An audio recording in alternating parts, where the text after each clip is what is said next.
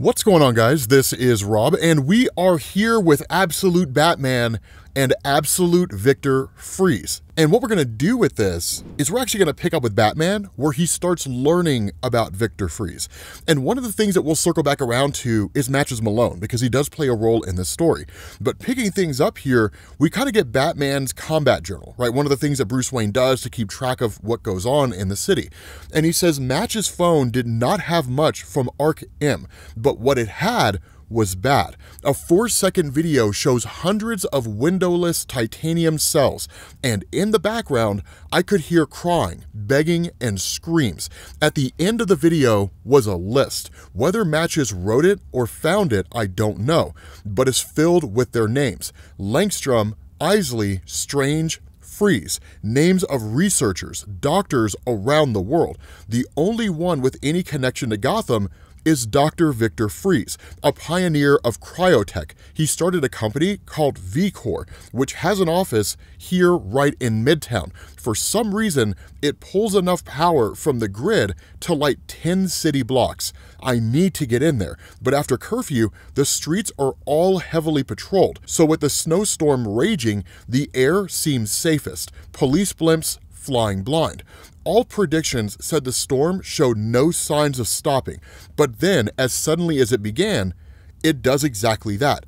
It stops, and I'm exposed. Now, immediately, he's set upon by the cops, exactly as you would expect. And one of the things you guys will notice here is that Gotham seems like it's under a state of martial law. And it essentially is, right? And we'll talk about why, here in a second, because we'll circle back around to all those things.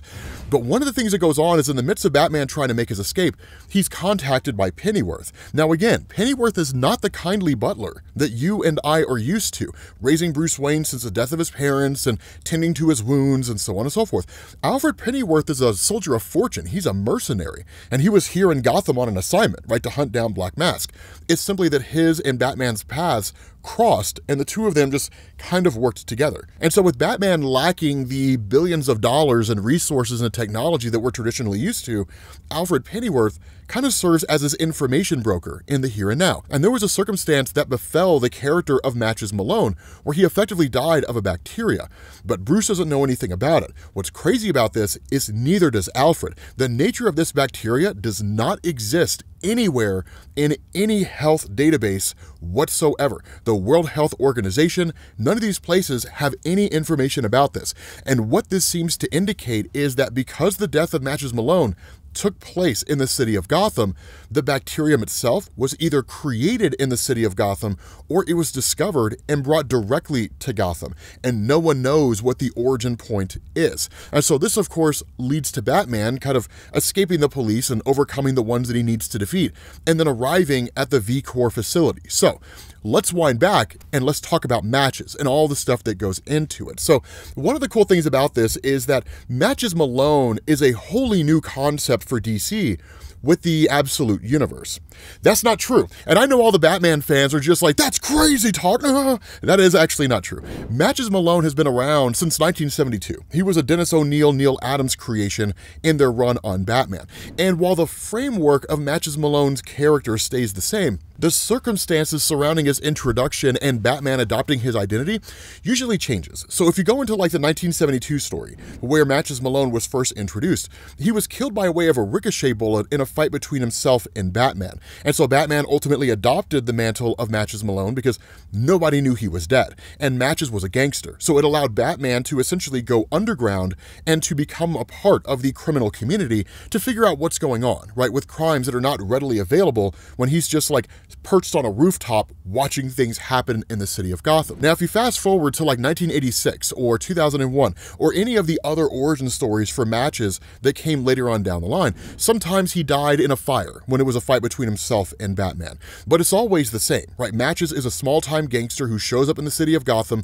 He and Batman fight.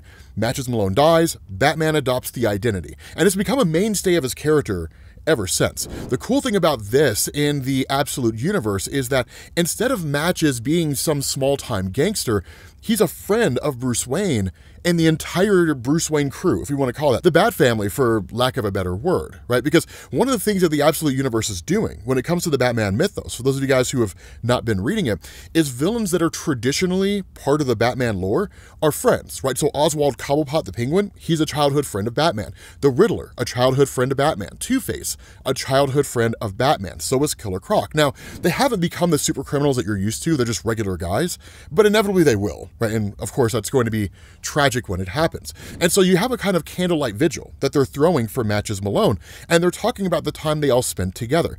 And one of the things they discuss here is that the nature of Matches is that he was part of the crew, but always stood apart at the same time. He was always out in the world doing something that he shouldn't be doing, getting involved in the criminal element in some capacity. And while he had a pretty smooth tongue and he could talk himself out of virtually anything, they all kind of knew a time would come when Matches would end up in over his head. And when that happened, he was going to get himself killed.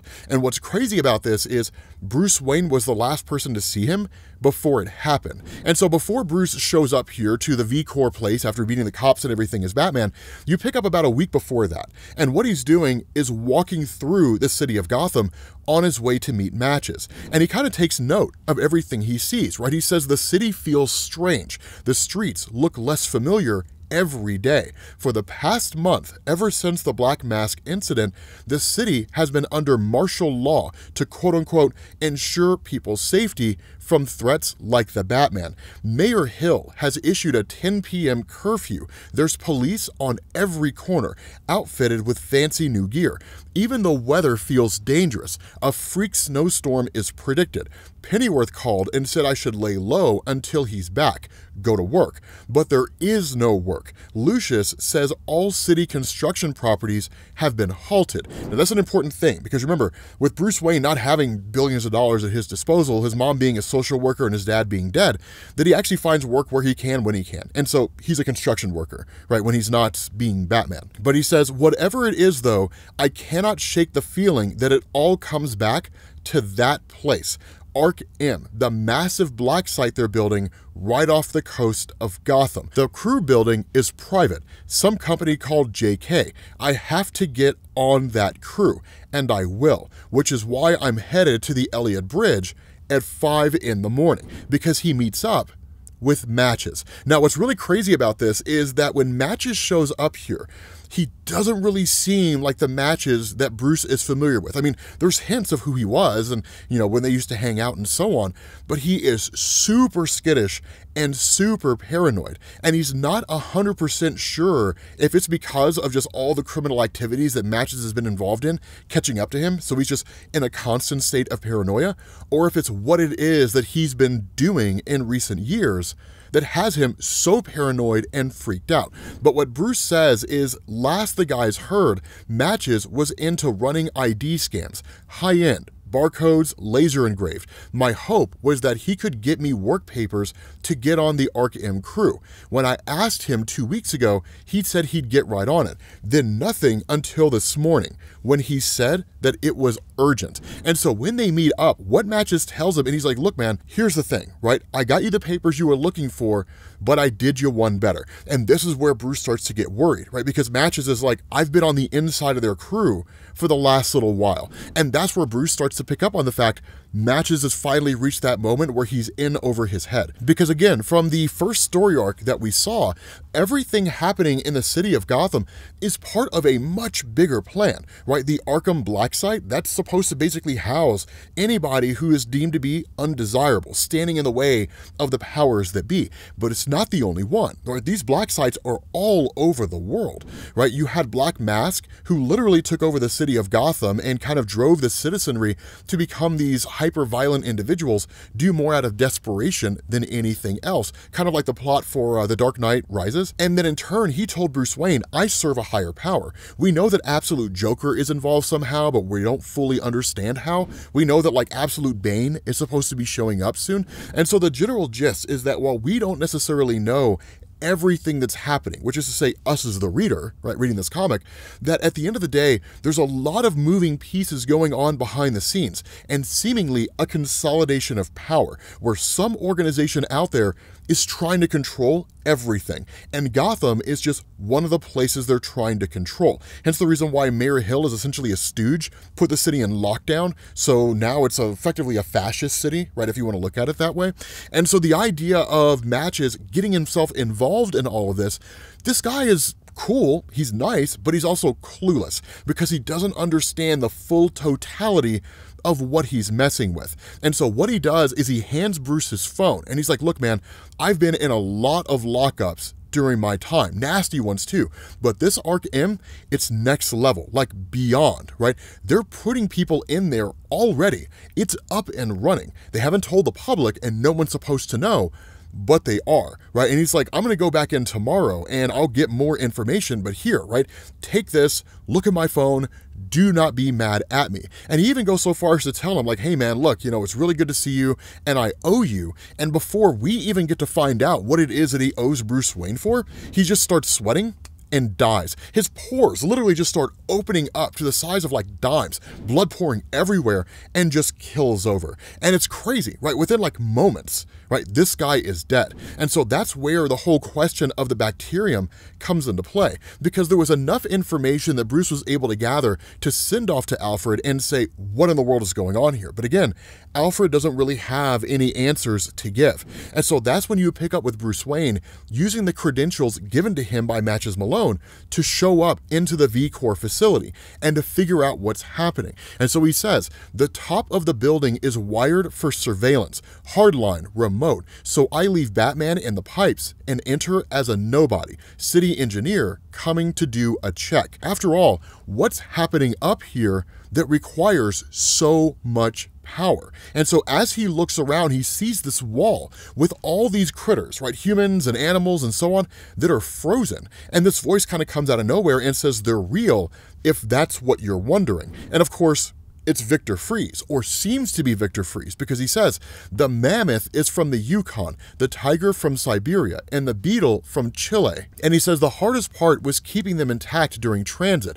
Big ice can be pretty volatile when it's disturbed. And so Bruce kind of plays his part, right? You know, he's like, hey, you know, I'm here from the city, and that kind of a thing. And Victor's just like, you're here to run a check on the power, right? Like, I'm the director of V-Corps, no problem, welcome, you know, whatever his name is. And of course, Bruce passes himself off as Pennyworth. But Bruce kind of muses to himself, right? He says the ID is not as good as what Matches could do, but he barely glances at it. No sign of suspicion. The guy actually seems happy for the company. So I play it all up. And he just kind of says, you know, like, it's a beautiful view up here, right? This place seems pretty solid. Making casual conversation the way you would expect some city worker to do while they're waiting on their credentials to be verified. And that's where Victor just says, you know, thank you, and please look around. If there's anything I can do for you, just say. Even if it's just a midnight tour. Dr. Freeze and his wife collected all kinds of wild specimens. So right off the bat, it's just kind of like, so this guy's not Victor Fries. Right? And literally, Bruce asks, he's like, so, I mean, do they still oversee things here, like Victor and Nora Fries?